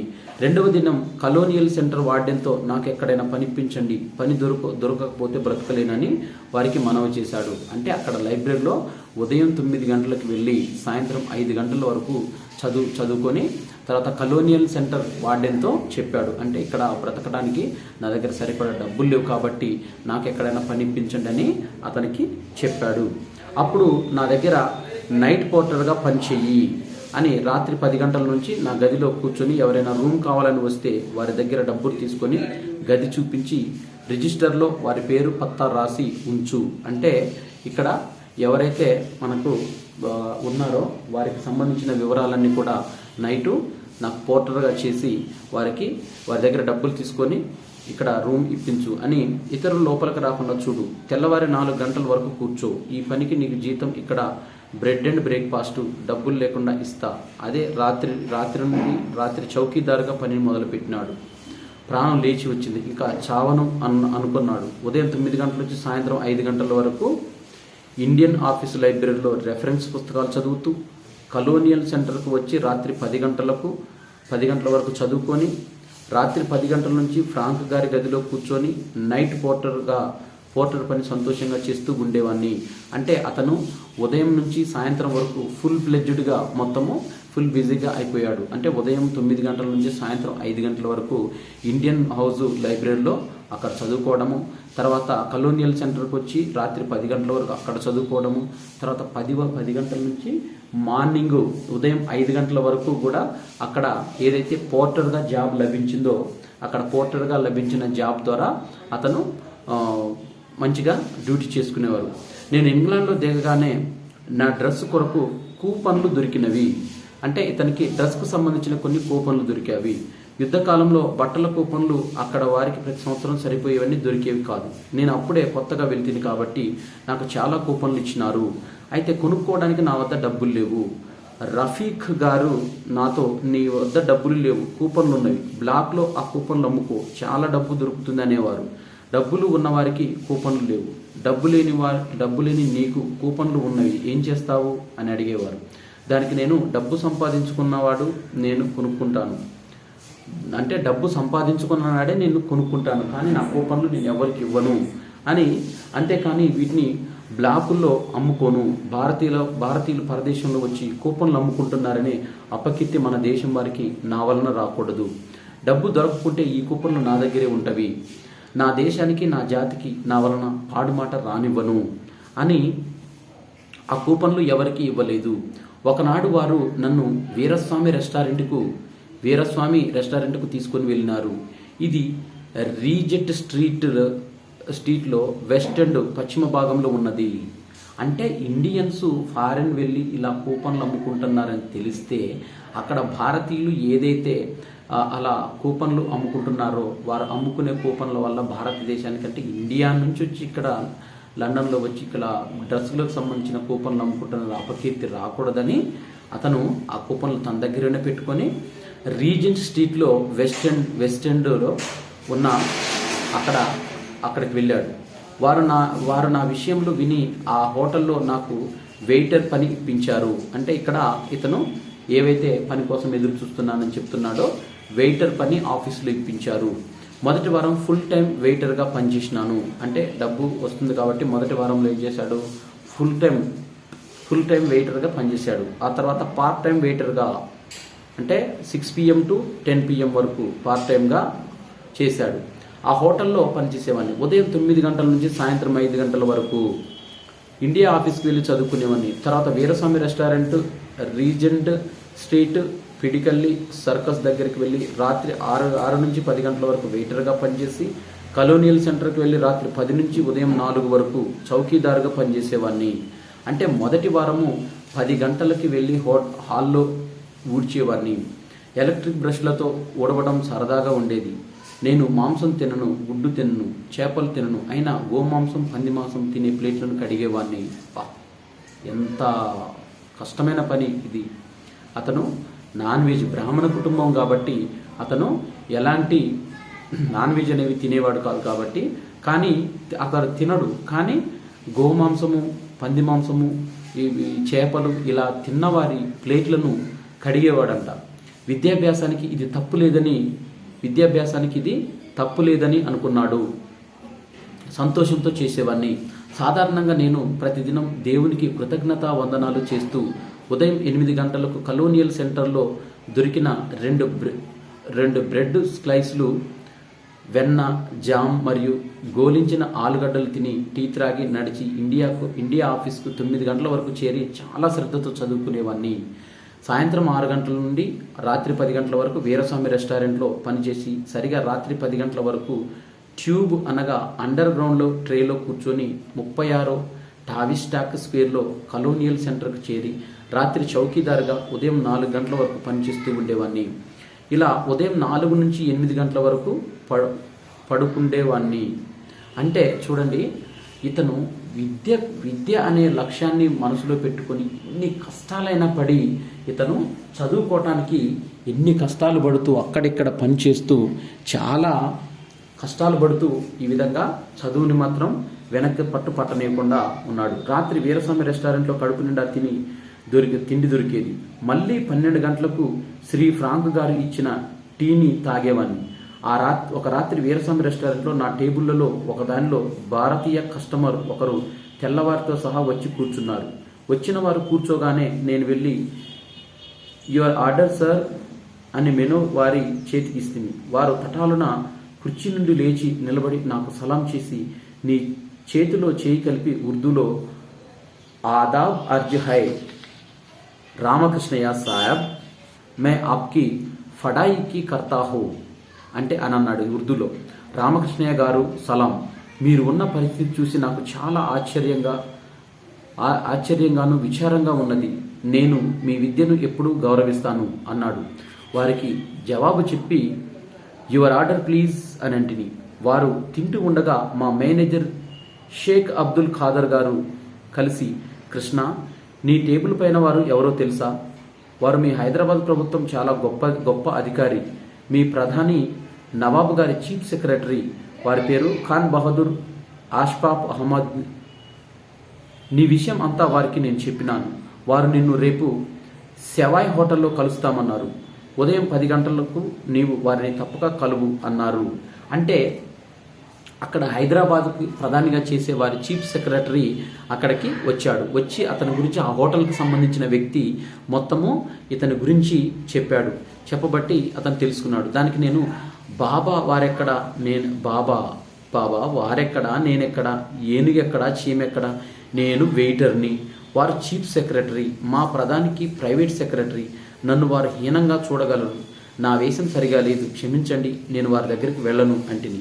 వారికి, కృష్ణ, అసలు అలా అనకు, తప్పక నీవు వారి దగ్గరికి వెళ్ళు, వారు నాకు మంచి స్నేహితులు, నాకు క్లాస్మేటు, చాలా మంచివాడు. మీ రాజు వియ్యంకుడగు పూర్వపు టర్కీ రాజు సుల్తాన్ అబ్దుల్ మజీద్ గారి మృతక్రియలకు మీ రాజువారు గారిని పంపించినారు. నీవు వెళ్ళిన తర్వాత వారు నిన్ను హీనంగా చూస్తే వారి తల పగలగొడతా అని భయపడకు, నీవు నష్టం చేయడు, నీకు ఎలాంటి నష్టం చేయడు. మళ్ళీ అతడు ఏమన్నా అంటే నాకు చెప్పు అని అన్నాడు. ఏ పుట్టలో ఏ దేవుడు ఉన్నాడో అన్నట్టు ఖాన్ బహదూర్ అఫ్ఘాన్ అహ్మద్ను మెతేమద్ బాబే హుకుమత్ హైదరాబాద్ గారి దగ్గరకు మరుసటి ఉదయం వెళ్ళి కలుస్తానని నేను మా మేనేజర్ షేక్ గారితో చెప్పి తిని. అంటే అతను మనకి ఏ విధంగా హెల్ప్ చేస్తారో, ఇతను ప్రధాని యొక్క సెక్రటరీ కాబట్టి అతను అక్కడికి వెళ్ళగానే నీకు ఏదో ఒక రూపంలో నీకు సహాయం చేస్తారు, కంపల్సరీగా నా మాట విని వెళ్ళు అని ఈ షేక్ గారు చెప్పారు. మరుసటి దినము సరిగా వేళకు సెవాయ్ హోటల్కి వెళ్తిని. అంటే మరుసటి దినము సెవాయ్ హోటల్కు అతను వెళ్ళాడు. ఆ హోటల్ చాలా ధనవంతులు, చాలా గొప్ప ఆఫీసర్లు, మంత్రులు ఎవరు, రాయబారులు ఎవరు వారు దిగేది. నేను సెకండ్ హ్యాండ్ సూట్ చోర్ బజార్లో కొనుక్కున్నది. అది సరిపోదని తొడుక్కొని ఇంటిని. అది మురికి అయినది, కాలర్ మురికి అయినది, టై మురికి అయినది, షూస్ పాలిష్ లేదు, నెత్తి వెంట్రుకలు కత్తిరించక 4-5 నెలలు అవుతుంది. వెంట్రుకలకు నూనె లేదు, పాగా కట్టుకోవడం వలన అవి పైకి నిలబడి ఉన్నవి. చూస్తే అసహించుకునే రూపంలో వారి దగ్గరికి వెళ్తిని. డబ్బు లేక ఈ స్థితిలో ఉంటిని. అప్పటికే నేను వస్తాననియు నన్ను వారి గదికి తీసుకొని రమ్మనియు వారు హోటల్ రిసెప్షన్లో చెప్పి ఉండినారు. అంటే వారు ఆ విధంగా హోటల్ యొక్క రిసెప్షన్లో ఇతని కోసం వెయిట్ చేస్తూ ఉన్నారు. నేను వెళ్ళి వారి పేరు చెప్పగానే మంచి విలువగల దుస్తుల్లో ఉన్న హోటల్ అటెండెంట్ నన్ను ఖాన్ బహదూర్ ఆఖ్వాస్ అహ్మద్ గారి దగ్గరికి తీసుకొని వెళ్ళి గదికి తగిలి ఉన్న విజిటర్స్ రూమ్లో కూర్చోబెట్టి వెళ్ళినారు. అప్పుడు స్నానం చేస్తూ ఉండిరి. స్నానం చేసి దుస్తులు వేసుకొని బయటకు వచ్చి నన్ను చాలా గౌరవంగా మర్యాదగా రిసీవ్ చేసుకొని నా విషయాలు అడగ్గా ఉన్నది ఉన్నట్లు దాచకుండా విషదం చేస్తుని. దానికి వారు, రామకృష్ణయ్య గారు, మీరు అదాలతులో ఎలా అబద్ధం చెప్తిరి, ఇది తప్పు కదా అని అంటున్నాడు. అంటే అబద్ధం అనేది చెప్పకూడదు కదా, ఇది తప్పు కదా అని అంటున్నాడు. అయితే దానికి అయ్యా నేను అదాలతులో అబద్ధం చెప్పలేదు. సేట్ భగవాన్ దాస్ నాకు సర్పరస్తు, అతని సహాయంతోనే వెళ్తున్నాను అని అన్నాను. నాకు 2 పూటల కడుపు నిండా భోజనం దొరుకుతున్నది. 250 మిగులుతున్నవి. నా పాస్బుక్ చూడండి, దానిలో నా డబ్బు నిలువ ఉన్నది. అది కొంచెమే కావచ్చు, కానీ నాకు అది పెద్ద మొత్తమే. ఎందుకంటే నా నిత్యావసరాలకు కావలసిన దానికన్నా చాలా అధికంగా ఉన్నది. అది నాకు అది పెద్ద మొత్తమే. నా జేబులో చిల్లర ప్రతి దినపు ఖర్చులకు సరిపడా ఉన్నది. దేవుడు నాకు సహాయం చేస్తున్నాడా లేదా, నా వద్ద అక్కరకు మించిన డబ్బు ఉన్నదా లేదా, నేను నిలువ డబ్బు కలవన్నా లేదా కాదా, నాకు బ్యాంక్ అకౌంట్ ఉన్నదా లేదా, నేను అబద్ధమాడినట్లు నేను సత్యమే అదాలతులో చెప్పినాను. మీరు దేశానికి వెళ్ళి అందరితో చెప్పండి, నా సర్పరస్తు భగవానుడు నాకు కావలసినంత సహాయం చేస్తున్నాడు. నాకు ఏమీ తిప్పలు లేదు, చక్కగా విద్యాభ్యాసము చేస్తున్నాను. జర్మన్ బాంబులతో చావకుండా ఉంటే నా భగవంతుడు నాకు ఎంఈడి డిగ్రీ ఇప్పించి ఇంటికి పంపుతాడు అని వారితో ధైర్యంగా విషయంతో చెప్పి తిని. అంటే అక్కడ ఇతను నువ్వు ఇండియన్ ఆఫీస్ నుంచి బయలుదేరేటప్పుడే చాలా డబ్బు ఉందని మనకు అక్కడ అబద్ధం చెప్పి నువ్వు ఈ విధంగా వచ్చావు అని అతను విచారించగా, నాకు దేవుడే పెద్ద దిక్కు అనుకొని నేను ఇక్కడికి చదువుకోవటానికి వచ్చాను.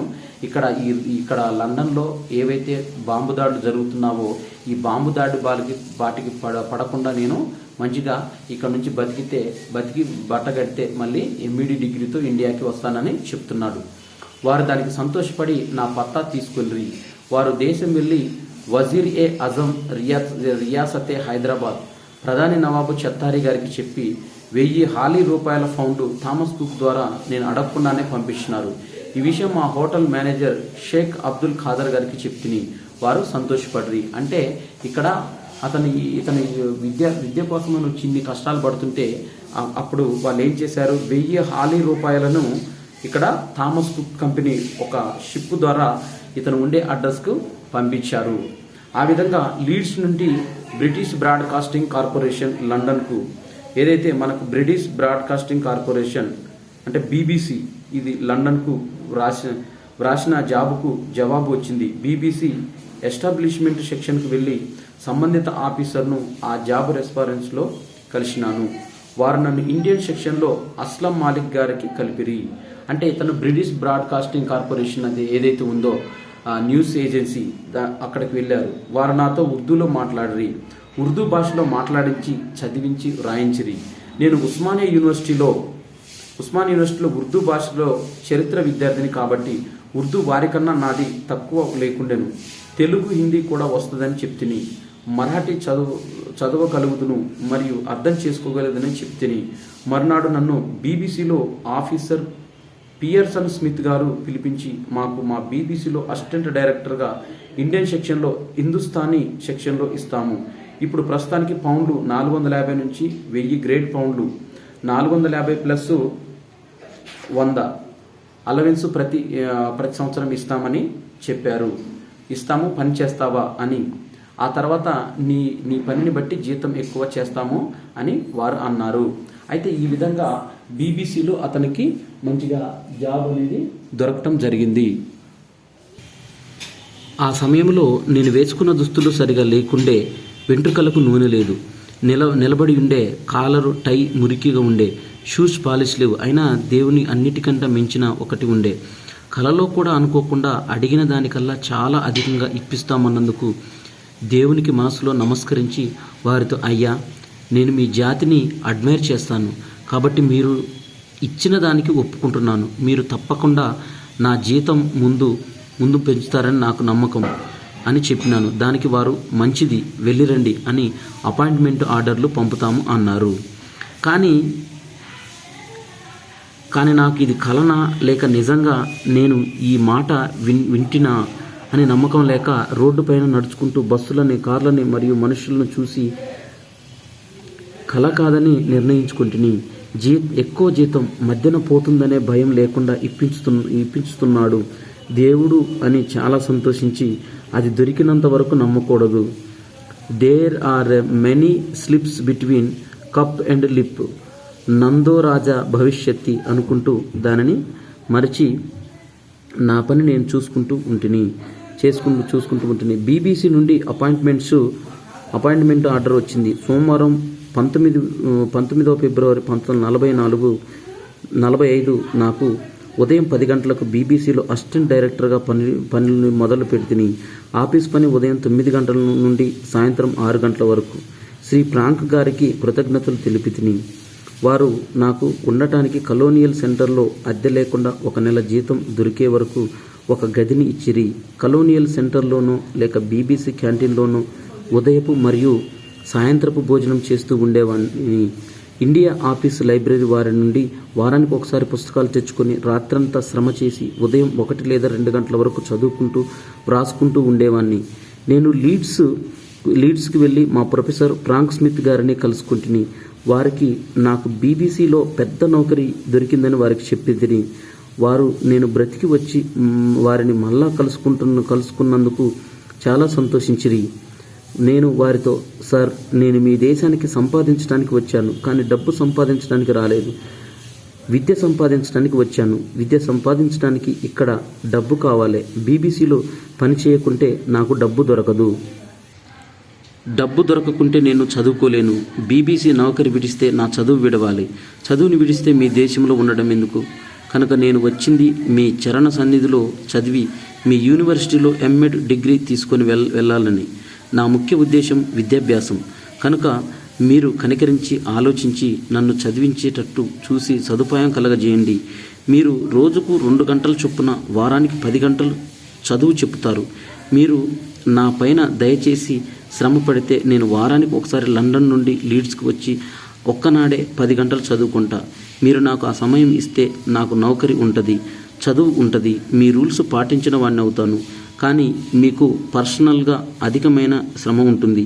కానీ ఒక బీద టీచర్ జీవితం బాగుపడుతుందని అని మనవి చేసుకొని మొరపెట్టుకొని బ్రతిమలాడితిని. వెంటనే ఫ్రాంక్ స్మిత్ గారు, continue the job with BBC and continue the studies with us అని చిరునవ్వుతో అన్నాడు. ప్రతి బుధవారం 9 గంటలకు వారి వద్దకు రమ్మని, ఆ దినమంతా నా కొరకే రిజర్వ్ చేసి 10 గంటలు నాతో కూర్చుంటాను అనిరి. నేను ప్రోగ్రామ్ సెక్షన్లో పనిచేయుచుంటిని. సైనికులు 2వ ప్రపంచ యుద్ధంలో పోరాడుచుండిరి. భారతీయ సైనికులు కూడా పోరాడుచుండిరి.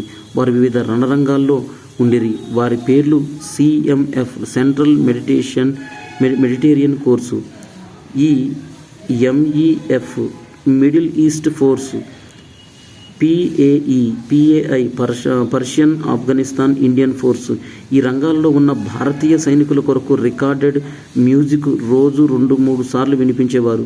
స్క్రిప్ట్ రాయడం, రికార్డు మ్యూజియం వినిపించడం నా పని. GMTK మొఖాలిక్ 9 బజే హై, ఆప్సే రామకృష్ణ బోల్ రహా హై అని మ్యూజిక్ ప్రోగ్రాం మొదలుపెట్టేది. రాజకుమారి కపూర్తలా కూడా మా సెక్షన్లో పనిచేసేది. ఆమె పేరు రాజకుమారి ఇందిరాదేవి. ఆమె కొరకు స్క్రిప్టు దేవనాగరిలో రాసేవాన్ని. సైనికుల నుండి ఉర్దూలో, హిందీలో, మరాఠీలో, కన్నడలో, తెలుగులో జాబులు వచ్చేవి. గురుముఖి మరియు గుజరాతీ భాషలో కూడా వచ్చేవి. వాటికి ఇంగ్లీష్లో తర్జుమా చేయడం కూడా నా పనే. ఇంటికి జాబులు కూడా వ్రాసేవాన్ని. వెంట్రుకలు అందరి వలె వేళ్లకు కత్తిరించుకుంటూ ఉంటిని. డబ్బు చాలా ఖర్చు చేసేవాన్ని కాదు. నా ఖర్చులు అన్నీ నెలకు 15 పౌండ్లకు మించకపోయాయి. నా తల్లికి నెలకు 50 రూపాయల చొప్పున, నా భార్యకు నెలకు 30 రూపాయల చొప్పున, బిడ్డకు నెలకు 10 రూపాయల చొప్పున, తాతగారికి నెలకు 5 రూపాయల చొప్పున, చిన్న తమ్ముడు విశ్వనాథుడికి నెలకు 5 రూపాయల చొప్పున, నెలకు 100 రూపాయల చొప్పున 3 నెలలవి 300 అడ్వాన్స్గానే మా తల్లికి ప్రతి 3 నెలలకు నా బ్యాంకర్లు ఇంపీరియల్ బ్యాంక్ ఆఫ్ ఇండియా ద్వారా మంతెన్నకు పంపేవారు. నా దగ్గర జేబులో ఎప్పుడు డబ్బు ఉండేది. బ్యాంకులో డబ్బు ఉండేది. నేను మంచిగానే తిని నా తల్లిదండ్రులకు, భార్య పిల్లలకు సరిగా అనుకున్న దానికన్నా ఎక్కువగానే పంపేవాడిని. ఇంగ్లాండ్లో డబ్బుకు నాకు ఎన్నడూ శ్రమ కాలేదు. ఒక ధనవంతుని వలె జీవించినాను. ప్రతి బుధవారం లీడ్స్కు వెళ్ళేవాడిని. ప్రతి ఆదివారం లండన్ బయట కంట్రీ సైడ్కు వెళ్ళి రూరల్ ఏరియాలు చూస్తూ ఉండేవాడిని. ఎప్పుడైనా సినిమాలు చూసేవాడిని. ఈస్ట్ ఎండ్లో పంజాబీ హోటళ్ళు ఉండేవి. నేను పొగాకు కానీ ఆల్కహాల్ కానీ ఎన్నడూ త్రాగలేదు. మాంసము, గుడ్లు, చేపలు తినలేదు. అయినా ఇంగ్లాండ్లో నా ఆరోగ్యం తినేవారి కన్నా మంచిగా ఉండేది. ఇంగ్లాండ్లో ఎప్పుడు జబ్బు పడలేదు, జ్వరం కూడా రాలేదు. నేను ఎన్నడూ లీవ్ తీసుకోలేదు. మా ఆఫీసు క్యాంటీన్లో పెద్ద చిన్న తారతమ్యం లేదు. పాకివాడు మొదలుకొని క్లర్కు, అటెండర్లు, ఆఫీసర్లు, డైరెక్టర్లు అక్కడికి తిండికి వచ్చేవారు. అందరూ క్యూలో నిలబడేవారు. పెద్ద ఆఫీసర్ వచ్చాడని అతనికి ముందర చోటు ఇవ్వడం లేదు. ఒకవేళ ఎవరైనా తొందరలో క్యూ పాటించకుండా ముందుకు వెళ్తే క్యాంటీన్ వారు మైండ్ యువర్ క్యూ ప్లీజ్ అనేవారు. అక్కడ పెద్ద చిన్న లేదు. అన్ని దేశాల వారు, జాతుల వారు, మతాల వారు ఒకే మోస్తారు, ఒకే చోట కూర్చొని తినేవారు. శ్రీ సురేష్ చంద్ర ఆస్థానాకు నేను ఇవ్వవలసిన 10 పౌండ్లు నా మొదటి జీతం అందగానే ఇచ్చివేస్తిని. డబ్బు కొరత లేకుండా ఈశ్వరుని దయ వలన చదువుతూ ఉంటిని. సురేష్ బాబు ఒక దినం నా దగ్గరకు వచ్చి, రామకృష్ణయ్య గారు, నాకు గ్రేట్ బ్రిటన్ అంతా చూడాలని ఉన్నది. ట్రైన్లో తిరిగితే చాలా డబ్బు కావాలా, బస్సులలో తిరిగితే కష్టమవుతుంది. ఒక సెకండ్ హ్యాండ్ కారు కొనుక్కుందామని ఉన్నది. అది తీసుకుంటే దానిలో ఈ దేశమంతా చక్కగా చూడవచ్చు. దాని ఖరీదు దాదాపు పౌండ్ 60 కావచ్చు. మీరు నాకు పౌండ్ 30 లేదా 40 ఇవ్వండి. నాకు డబ్బు వచ్చినాక లేదా నా టూరు అయినాక ఆ కారు నమ్మి మీ డబ్బు మీకు ఇస్తానన్నాడు. దానికి తప్పక ఇస్తానని అన్నాను. కానీ నా స్నేహితుడకు శ్రీ అంజద్ అలీ గారు నాతో, ఈ పిల్లవాడు సర్కారీ డబ్బు, తన తండ్రి పంపిన డబ్బు అంతా ఖర్చు చేసుకుంటున్నాడు, సరిగా చదువుకోవడం లేదు. మీరు ఇతనికి డబ్బు ఇవ్వకండి. ఇస్తే అవి వాపసు రావు. మీరు చాలా కష్టపడి ఆర్జించిన డబ్బు మీది అని నేను చెక్కు రాస్తుంటే చేయి పట్టి ఆపినాడు. దాంతో వారికి నేను, అంజద్ సాబ్, ఈ పిల్లడు నాకు కష్టకాలంలో అప్పు ఇచ్చి సహాయం చేయకపోతే నా జీవితం అంతా పాడయ్యేది. ఇతని వలననే నా చదువు సాగుతున్నది. అతని డబ్బు అతనికి ఎన్నడో ఇచ్చినాను. కానీ అతడు చేసిన మేలుకు రుణం ఏం చేసినా తీరదు. అతడు నా డబ్బు ఇస్తా అంటున్నాడు. ఇచ్చినా సరే, లేకుంటే 1 నెల ఆలస్యంగా బీబీసీలో నౌకరీ దొరికిందని అనుకుంటా. దేవుడు నాకు సహాయం చేయడా అని ఆ చెక్కు రాసి సురేష్ బాబుకు ఇస్తిని. ఇతను మోటారు కొనుక్కొని దేశమంతా తిరిగి కొన్ని నెలలకు నా డబ్బు నాకు తిరిగి ఇచ్చాను. ప్రతి బుధవారం ఆఫ్గా ప్రొఫెసర్ ఫ్రాంక్ స్మిత్ గారి గదికి వెళ్తూ ఉండిని. వారు ఆ వేళకు యూనివర్సిటీలో తన గదిలో కూర్చుండేవారు. నేను రాసిన చాప్టర్లను వారు చదివేవారు. ప్రతి శబ్దం దిద్దేవారు. తప్పులను డిస్కస్ చేసేవారు. తన సజెషన్స్ ప్రేమతో ఇచ్చేవారు. కొన్ని పుస్తకాలు మళ్ళీ చదవడానికి సజెస్ట్ చేసేవారు. ఇలా వారి గైడెన్స్ ప్రకారం థీసిస్ రాసేవాడిని. పేర్ కాపీని వారు అప్రూవ్ చేసిన తర్వాత దాన్ని భద్రంగా ఉంచేమని. అలా అన్ని చాప్టర్లు నా థీసిస్వి 2 ఏళ్ల కాలంలో పూర్తి అయినవి. లండన్లోని బీబీసీలో ఆఫ్టన్ దగ్గర పనిచేస్తున్న సెక్రటరీకి డబ్బు ఇచ్చి ఆమె చేత టైప్ చేయించి 3 కాపీలను చేయించి తిని. కాగితాలు నా డబ్బుతోనే కొని తెస్తూ ఉండేది. ఆమె టైప్ చేసిన తర్వాత నేను దానిని చదివి తప్పులు దిద్దేవాడిని. కొద్ది రోజులలో సరైన తేదీకి నా థీసిస్ 2 ఏళ్ల తర్వాత తయారైంది.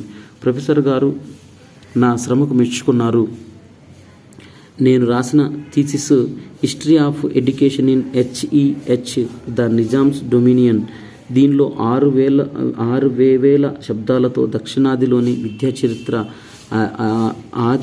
ఆది నుండి రాసి తిని. వందలాది పుస్తకాలు చదివి తిని.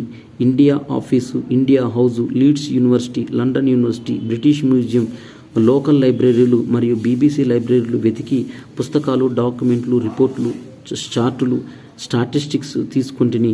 హైదరాబాద్ ఎడ్యుకేషన్ డిపార్ట్మెంట్ వారి రిపోర్టులు, ఇతర డాక్యుమెంట్లు హైదరాబాద్ సీనియర్ డిప్యూటీ నాజం తాలీమత్ గారు పంపిరి. వీటిని అన్నింటినీ శ్రద్ధగా చదివి నాకు అవసరమైన వాటిని నోటు చేసుకున్న తర్వాత ఆ టాపిక్ వ్రాయడం మొదలు పెట్టేవాడిని. నిజాం ప్రభుత్వం ప్రవేశపెట్టిన విద్యా విధానం ఎట్లా వ్యాప్తి చెందింది, దాని ఫలితం ఏమైంది, భారతీయ భాషయగు ఉర్దూ భాషలో ఉస్మానియా యూనివర్సిటీ బోధన ప్రారంభించడం మొదలగునవి వ్రాసి భవిష్యత్తు కొరకు కొన్ని సజెషన్లు ప్రపోజ్ చేసి తిని.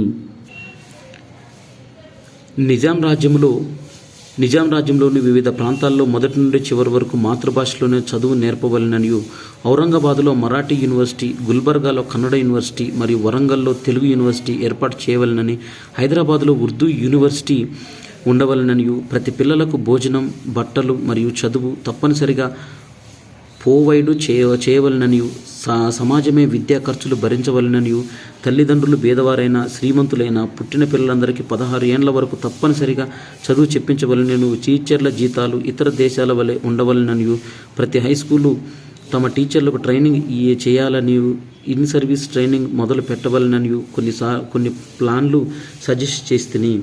నేను హైదరాబాదులో డిప్యూటీ ఎడ్యుకేషన్ చేస్తుని, డిప్లొమా ఇన్ ఎడ్యుకేషన్ చేస్తే అనియు, థియరీ మరియు ప్రాక్టికల్స్ నేర్చుకుంటున్ననియు థీసిస్ రాసి MD డిగ్రీ తీసుకోవడానికి మన డిప్లొమా ఇన్ ఎడ్యుకేషన్ వారు తమ MEDకు మొదటి సంవత్సరంగా గుర్తించినందుకు నేను 2 సంవత్సరాల తర్వాత 6,000 శబ్దాల థీసిస్ను సబ్మిట్ చేస్తుని. 1946 జూలైలో మా రిజల్ట్స్ తెలిసినాయి. MEdలో పాస్ అయినానని యూనివర్సిటీ వారు తెలిపినారు. కాన్వకేషన్కు సంతోషంగా వెళ్ళినాను. రిజల్ట్స్ వెళ్ళిన తర్వాత ఒక దినం లీడ్స్కు వెళ్ళి మా ప్రొఫెసర్ గారిని చాలా కృతజ్ఞత వందనాలు చేసి వారిని విందుకు పిలిచి ఒక హోటల్లో విందు ఏర్పాటు చేసి భోజనం చేస్తూ వారు నాతో, నాయన నీ థీసిస్ను ఎక్స్టర్నల్ ఎగ్జామినర్ గారు నాకు చాలా ప్రశంసించినారు, చాలా అవుట్ స్టాండింగ్ అని అన్నారు, నీవు చాలా శ్రద్ధతో కృషి చేసినావు అన్నారు. నేను వారితో, సార్ నన్ను మీరు మొదటి నాడు చూసినప్పుడు ఏమి అనుకున్నారు అని వెంటనే వారు మ్యాన్ ఆఫ్ డిటర్మినేషన్ అని అనుకున్నాను, అందుకే చేర్చుకున్నాను అన్నారు. వారు ఒక సర్టిఫికెట్ ఇచ్చినారు. The royal society of teachers వారి షరతులను పూర్తి చేసిన టీచర్లకు సొసైటీలో మెంబర్షిప్ ఇస్తారు. దీనికి ఫీజు ఉంటుంది. దీనిని మెంబర్షిప్ ఫీజు అంటారు. ఒక ఫారం ఇస్తారు. దాన్ని పూర్తి చేసి డిగ్రీ సర్టిఫికెట్లు చూపించితే చాలు. పేరుతో పాటు అందరూ MRST member of the royal society of teachers అని రాసుకుంటారు. Royal society of teachers member అయితే ప్రపంచమంతటా దానికి గుర్తింపు ఉంటుందని అంటారు. BBC వారికి తెలపగానే మా డైరెక్టర్ గారు మరియు ఆర్గనైజర్ గారు నా వరకు అధికారులు వ్రాతపూర్వకంగా నాకు కంగ్రాచులేషన్స్ తెలిపినారు. శ్రీ అస్లం మాలిక్ గారు పాస్ అయినందుకు నాకు పార్టీ ఇచ్చినారు. తెల్లవారిని భారతీయులను ఆడ మగ వారికి పార్టీకి పిలిచినారు. 12వ భాగం చూసినట్టయితే మనకి ఇక్కడ 12వ భాగంలో మరలి రాకడా. MEd పరీక్ష తర్వాత కూడా BBCలో పనిచేస్తూ ఉంటిని. పని చక్కగా సాగుతూ ఉండే. శ్రద్ధగా చేసేవాడిని. అధికారులు నన్ను మెచ్చుకునేవారు. MEdలో పాస్ అయితిని. బ్రిటిష్ జీవితమును చూస్తుని. సాధ్యమైనంత వరకు నేర్చుకునే ప్రయత్నం మరియు తెలుసుకునే ప్రయత్నం చేస్తూ ఉంటిని. వచ్చిన పని పూర్తి అయింది. పోస్ట్ గ్రాడ్యుయేట్ డిగ్రీ దొరికినది. బ్రిటన్లో జీవనాధారం దొరికినది.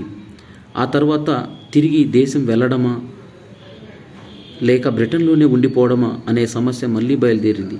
నా స్నేహితులు నన్ను బ్రిటన్లోనే ఉండిపోమని సలహా ఇచ్చేవారు.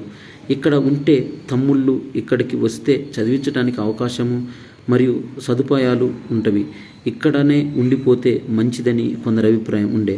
ఇంతలో యుద్ధము ముగిసి బ్రిటన్లో మామూలు పరిస్థితులు ఏర్పడినవి. ఇతర దేశాలు రాకపోకల సౌకర్యాలు హెచ్చినవి. హైదరాబాద్ నుండి హై లెవెల్ ఇండస్ట్రియల్ మిషన్ వచ్చింది. నవాబ్ జైన్ యార్జంగ్ గారు దానికి లీడర్. నవాబు లియాఖత్ జంగ్, ఫన్నాలాల్ ఫిత్తి ఇంకా కొందరు ధనవంతులైన వ్యాపారులు దానిలో ఉండిరి. ఖాన్ బహదూర్ అలాద్దీన్ గారు కూడా ఉండిరి. నేను వారిని కలిసి తిని, అందులో నవాబ్ గారితో కలిసి తిని. వారు బీబీసీకి వచ్చి బ్రాడ్కాస్ట్ కూడా చేసిరి. వారిని విందుకు పిలిస్తిని. దేశం వారిని చూస్తూ ఉంటే దేశం జ్ఞాపకం ఇంటెన్సివ్గా వస్తూ ఉండే. బ్రిటన్ చాలా అభివృద్ధి చెందిన దేశం. ఇక్కడ సేవ చేసే వారి అవసరం లేదు. వృద్ధి చెందవలసిన దేశం మనది. నా స్నేహితులందరికీ నా నిర్ణయం తెలిపి, బీబీసీలోని అధికారులకు నా నిర్ణయం తెలిపి బీబీసీ అసిస్టెంట్ డైరెక్టర్ జాబ్కు రిసిగ్నేషన్ పెట్టి తిని ఇండియా హౌస్ ద్వారా దేశం తిరిగి వెళ్ళడానికి పడవలో బెర్త్ రిజర్వ్ చేసుకుంటుని. లండన్లో బయలుదేరేటప్పుడు నన్ను సాగనంపటానికి స్నేహితులంతా వచ్చిరి. అందులో అబ్బాస్ అలీ మరియు కెన్నెత్ ఎబెల్ ఉండిరి. నేను 1946 అక్టోబర్లో బ్రిటన్ నుండి తిరిగి బొంబాయిలో దేశంలో కాలుపెట్టినాను. 1944 బొంబాయి నుండి బయలుదేరినప్పుడు నా దగ్గర 22 పౌండ్లే ఉండెను. పాత బట్టలు అవి కొంచెమే ఉండెను, విలువ కలవి కాదు. కానీ తిరిగి బ్రిటన్ నుండి బొంబాయి వచ్చినప్పుడు నా దగ్గర వేల కొలది ఖరీదు గల సూట్ కాకుండా 3 కొత్తవి, 3 పీసులవి, 2 పీసులవి సూట్లు ఉండెను. కాలరు, టైలు, షర్ట్లు ఎన్నో ఉండే. బూట్ల జోడీలు కొత్తవి 2 నేను తొడుక్కున్నవి కాకుండా ఉంది. నాకు మొత్తం ఇంగ్లాండ్లో ఇన్కమ్ ట్యాక్స్ కొనుక్కున్న తర్వాత 900 పౌండ్లు అనగా 16,200 ఇవాల్టి రేటు ప్రకారం మిగిలి ఉంది. వివాహం విద్యకు అడ్డం రాదనియు, డబ్బును సంపాదించే మనిషి చదువుకుందామంటే డబ్బున్నట్టు పడదు అనియు, మన దేశంలోనే కాక ఇతర దేశాల్లో కూడా పేదవాడు తలిచితే ప్రయత్నించితే చదువు వచ్చుననియు, తన సహాయం తాను చేసుకునే వానికి దేవుడు తప్పకుండా సహాయం చేస్తాడనియు, మానవులకు సాధ్యం కానిది లేదనియు, nothing is impossible for human beings, earn while you learn, చదువుకునేటప్పుడు సంపాదించు. ఈ వర్డు చాలా చాలా మంచిగా ఉంది. ఎర్న్ వైల్ యు లెర్న్, చదువుకునేటప్పుడు సంపాదించు. విద్యార్థులు అందుకే ఈ పాఠాన్ని మనకు పెట్టారు. మరియు విద్యార్థులు సెల్ఫ్ సపోర్టింగ్, స్వయంగా పోషించుకునేటట్లు ఉండవలననియు, తన కుటుంబమును సాదుతూ మన దేశంలోనే కాక ఇతర దేశములలో కూడా ఇంగ్లాండ్లో ఆ కాలంలో కూడా వీలు అవుతుందనియు దేవుడు నా కోరిక ప్రకారము నా ద్వారా రుజువు చేసినాడు. వానిని నమ్మి అడుగు ముందుకు వేసిన వానిని విడిచి వెనకకు తీయక వెంబడి ఉండి కాపాడుతూ వాని కోరిక నెరవేర్చుననియు ఈశ్వరుడు రుజువు చేసెను. దీంతో మనకు ఉపవాచకం నా ప్రథమ విదేశయాత్ర అనే పాఠ్యాంశం మొత్తం కూడా మనకు కంప్లీట్ అయింది. ఇక్కడ ఈ పాఠ్యాంశానికి సంబంధించిన తెలుగు అకాడమీలో ఇచ్చిన క్వశ్చన్స్ను మనం ఒకసారి చూసినట్లయితే, ముద్దురామకృష్ణయ్య గారి సంకల్పం తెలపండి, ముద్దురామకృష్ణయ్య గారి ప్రథమ విదేశయాత్ర సన్నాహాలు వివరించండి, ముద్దురామకృష్ణయ్య విదేశయాత్ర కోసం విద్యాశాఖ అనుమతి గురించి రాయండి, ముద్దురామకృష్ణయ్య విదేశయాత్రకు పాస్పోర్ట్ ఎలా లభించింది, ముద్దురామకృష్ణయ్యకు విదేశాల్లో ఉన్నత విద్యాభ్యాసం కోసం డబ్బు సమస్య ఎలా తీరింది, ఇంగ్లండ్లో ముద్దురామకృష్ణయ్య విద్యాభ్యాసం ఎలా ప్రారంభమైంది, ఇంగ్లండ్లో ముద్దురామకృష్ణయ్య విద్యాభ్యాసం ఎలా సాగింది, ముద్దురామకృష్ణయ్య సముద్ర ప్రయాణ అనుభవాలను వివరించండి. ఇలా మొత్తము మనకు ఒక 8 ప్రశ్నలు ఇచ్చాడు. ఇది ఒక్కొక్క ప్రశ్న 6 మార్కులకు 8 మార్కులు, మొత్తం 4 క్వశ్చన్స్ ఇస్తారు. దీంట్లో మనకి 2కి మాత్రమే రాయాలి ఆన్సరు. దీంట్లో చూసినట్టయితే సందర్భ సహిత వాక్యాలు ఉన్నాయి. ఇక్కడ ఆస్తి కన్నా అప్పు మించింది, వివాహం విద్యానాశాయ, ప్రథమ ప్రయత్నం విఫలమైంది, వారు నాకు జమానత్ ఇవ్వడానికి సిద్ధపడలేదు, రూపాయల బియ్యం ఇప్పించితేనే నేను సంతకం పెడతాను. ఇప్పుడు వెళ్ళలేకపోతే అతడి భవిష్యత్తు చెడుతుంది. సిగ్గుతో నా బాధను ఎవరికి చెప్పుకోలేను. ఈ మాటతో నాపై బాంబు పడినంత బాధ అయినది. అప్పుడే కోర్టు నుండి సర్టిఫికెట్ దొరికినది. పాల ముంచిన నీట ముంచిన నీదే భారం అనేవి ఇవి మొత్తము ఒక 10 సందర్భ సహిత వాక్యాలు అనేవి మనకిచ్చాడు. ఒక 8 ప్రశ్నలు ఇచ్చాడు. ఇది మనకు ఉపవాచకానికి సంబంధించిన అంశాలు.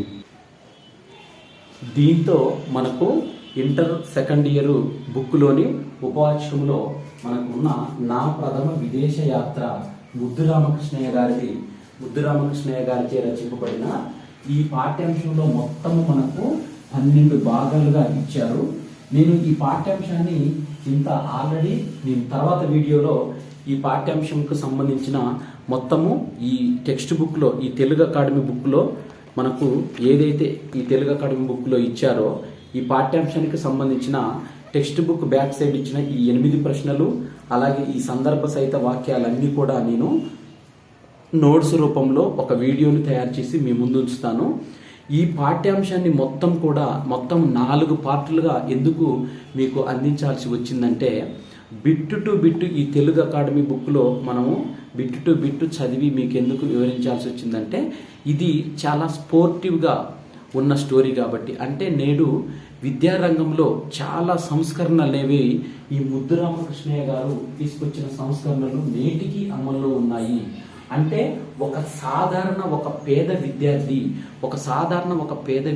అయినా ఇతను ఆ పేదరికాన్ని మొత్తము ఒడిదుడుకులను ఎదుర్కొని అతను ఏ విధంగా తన లక్ష్యాన్ని చేరుకొని బ్రిటన్కి వెళ్ళి అక్కడ లీడ్స్ యూనివర్సిటీలో మాస్టర్ ఆఫ్ ఎడ్యుకేషన్ కంప్లీట్ చేసి తర్వాత అతను అక్కడనే చాలా ఇబ్బందులు పడుతూ ఎన్నో ఇబ్బందులకు పార్ట్ టైం ఉద్యోగాలు చేసుకుంటూ వివిధ రకాల హోటళ్లలో చేసుకుంటూ చాలా ఇబ్బందులు పడి చివరగా తన పరిశోధనని విజయవంతంగా పూర్తి చేసుకొని తన సేవలు అక్కడ అవసరం లేదనిపించి భారతదేశానికి తన సేవలు కల్పించాలని ఇక్కడికి వచ్చి అతను భారతదేశంలో ఉంటూనే వివిధ దేశాలలో విద్యా విధానం అనేది ఏ విధంగా ఉన్నది, ఆ విద్యా విధానాలన్నింటినీ మొత్తము ఒక పుస్తకంలాగా రచించి తర్వాత భారతదేశంలో విద్యలో వివిధ రకాల సంస్కరణలు అనేవి మనకు తీసుకొచ్చాడు.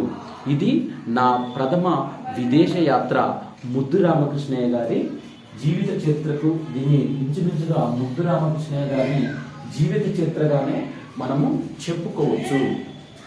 దీంతో మనకు ఈ ఇంటర్ సెకండ్ ఇయర్లో తెలుగు అకాడమీ మనకిచ్చిన ఈ శుభోదయం అనే ఈ పాఠ్యాంశంలో ఈ పాఠ్యపుస్తకంలో ఈ మొత్తం తెలుగు పాఠాలు పద్య భాగంలో 6 లెసన్స్, గద్య భాగంలో 6 లెసన్స్, అదేవిధంగా ఉపవాచకంలో మనకు యాత్రా రచన. ఇక్కడ ఈ నా ప్రథమ విదేశ యాత్ర అనేది కూడా దేనికి సంబంధించిందంటే ఇది యాత్రా రచన అనే ప్రక్రియకు సంబంధించిన స్టోరీ. దీంతో మనకు ఈ కంప్లీట్గా ఇంటర్ సెకండ్ ఇయర్కు సంబంధించిన అన్ని పాఠ్యాంశాలు మనకు చెప్పటం జరిగింది.